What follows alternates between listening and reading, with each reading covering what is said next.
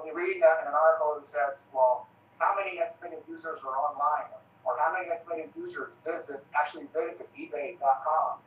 Well, DoubleClick and all the other companies that do that marketing, they get a lot of their information from those types of companies because, it's that kind of the Nielsen rating.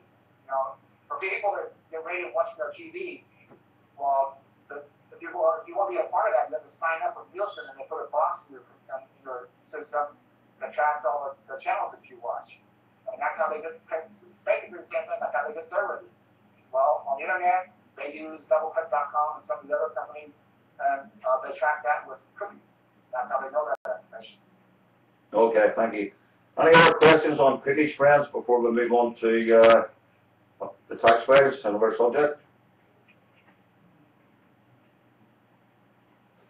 Okay, before we continue, we're going to bring Segbert back to talk about tax files. Then we're going to have a 15-minute break, and then when we come back, I'll be talking about passwords. Okay, so if nobody's got any questions, our good friend Segbert is going to go on with this next topic. Okay, tax files, hacker tax files. Yes. Yeah, hacker tax files. Basically, some of the hacker tax files can actually give out quite a bit of information. Just.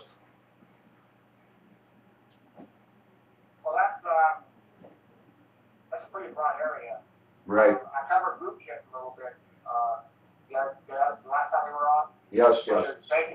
Which is basically what a hacker's going to be interested in. Once he gets on your system, he's going to be interested in, depending on what he's on there for, he might be tracking your keystrokes, or he'll need a keylogger program. They might want to view your webcam. There's someone, a lot of people don't realize that if someone has access on your system, yeah, they can look through your webcam without you knowing it, because they got control of it. So all they got to do is just type the webcam, to their system, but it won't come up on your screen. That's right. But to do that, to get away with that, because so many people nowadays, a lot of people check their systems, and they know how to look at Task Manager and stuff like that. And if you got a file in there, if you got a lot of unnecessary files, or if you named the file, who knows why you named it. But a lot of people can pretty much spot those and delete those off, and the hacker doesn't want that. That's right. If the hacker gets on your system, he's like, well, I'm wasting my time. If I get on the system, I don't want to be knocked out tomorrow, or as soon as they see my program, I want to be on there as long as I can, to get my information. So I want to make it as hard as I can for them to get me off. And the only way for them, to hide is basically with the rootkit, because they're not going to hide their files any other way. So,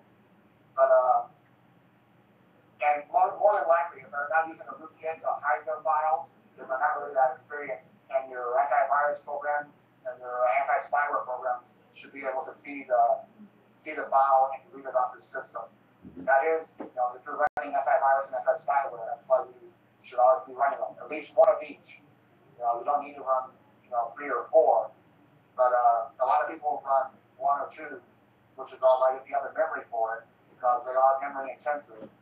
But like we said, not all, one antivirus program is not going to cover everything. But if you can get 2 good top 3 ones, if you don't want to pay for one or buy a purchase version, you could pretty much be covered, for the majority out there. There used to be a program at one time, wasn't there, called Blacklight from F-Secure. It was actually a standalone root chip remover. One time, do you remember? Yeah, there's a lot of root chip removers. There's Blacklight. There's Gmer, which is